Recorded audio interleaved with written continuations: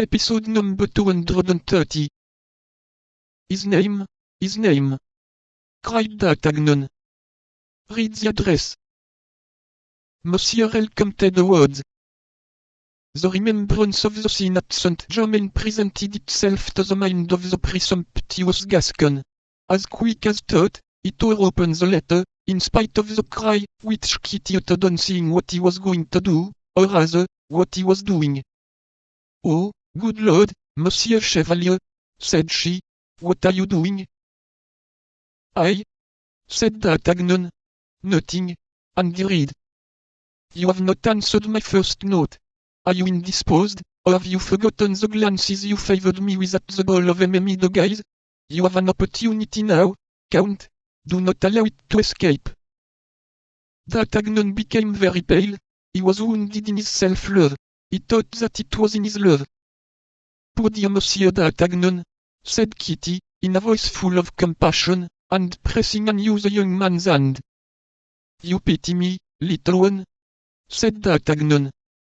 "Oh, yes, and with all my heart, for I know what it is to be in love." "You know what it is to be in love?" said D'Artagnan, looking at her for the first time with much attention. "Alas, yes." "Well, then, instead of pitying me, you would do much better to assist me in avenging myself on your mistress." "And what sort of revenge would you take?" "I would triumph over, and supplant my rival." "I will never help you in that, Monsieur Chevalier," said Kitty, warmly. "And why not?" demanded D'Artagnan. "For two reasons." "What ones?" "The first is that my mistress will never love you." "How do you know that?" "You have cut her to the heart." "I? In what can I have offended her? I, who ever since I have known her have lived at her feet like a slave? Speak, I beg you." "I will never confess that, but to the man who should read to the bottom of my soul."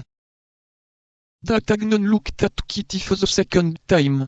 The young girl had freshness and beauty which many duchesses would have purchased with their coronets. "Kitty," said he, "I will read to the bottom of your soul whenever you like.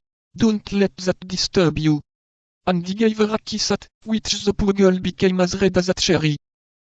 "Oh, no," said Kitty, "it is not me you love. It is my mistress you love. You told me so just now." "And does that hinder you from letting me know the second reason?" "The second reason, Monsieur the Chevalier," replied Kitty, emboldened by the kiss in the first place, and still further by the expression of the eyes of the young man, "is that in love, everyone for herself."